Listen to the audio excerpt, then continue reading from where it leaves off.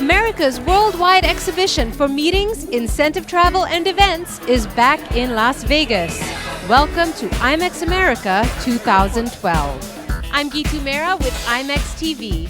The second edition of this world-class event once again promises a packed schedule of business opportunities, networking, and education. And it's already well underway. The Japan National Tourism Organization is one of the sponsors of IMEX TV.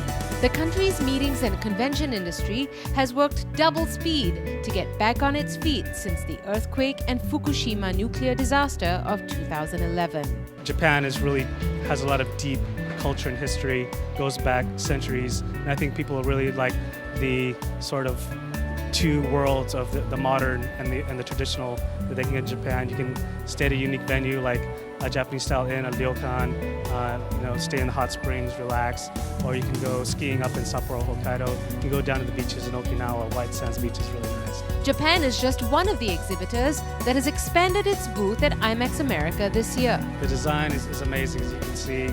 We have large screen TVs, actually made up of 4 smaller flat screen TVs.